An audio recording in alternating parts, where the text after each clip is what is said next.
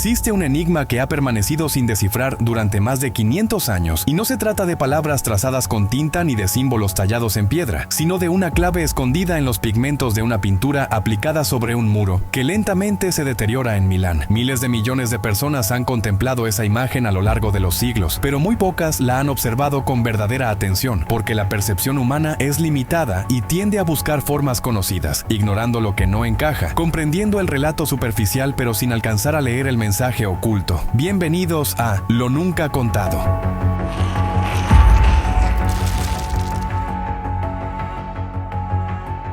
Hace poco tiempo, una red neuronal no humana fue orientada hacia la obra maestra de Leonardo da Vinci, La Última Cena, y lo que identificó, oculto en la disposición de las manos y en los fragmentos de pan dispersos sobre la mesa, no fue una imagen adicional, sino un sonido, una marcha fúnebre que solo cobra sentido cuando se reproduce al revés. Antes de profundizar en el núcleo del hallazgo, conviene dejar de lado cualquier petición de apoyo, porque aquí el interés es exclusivamente investigativo. ¿Qué quiso comunicar Leonardo? ¿Y por qué decidió ocultar su mensaje en un lenguaje que solo podría ser interpretado siglos después de su muerte? Las conclusiones obtenidas por la inteligencia artificial no solo transforman nuestra manera de entender el arte, sino que amenazan con alterar fragmentos completos de la historia, ya que no se trata únicamente del relato de una pintura, sino de la revelación de un secreto cuidadosamente preservado dentro de la tradición occidental. Para comprender cualquier código es imprescindible entender primero la mente de quien lo creó. Y Leonardo da Vinci fue mucho más que un pintor, pues reducirlo a esa categoría sería minimizar su genio. Fue una anomalía, una ruptura en el curso habitual de la historia. Alguien que en una época dominada por el dogma y la fe, eligió guiarse por la observación y la duda. Nacido como hijo legítimo de un notario, tuvo vedado el acceso a la educación universitaria, pero esa limitación quizá liberó su pensamiento de las cadenas del saber convencional, llevándolo a aprender no de los libros, sino de la naturaleza, a la que consideraba su única maestra auténtica. Mientras la iglesia sostenía que el cuerpo humano era un recipiente sagrado que no debía profanarse, Leonardo, arriesgándose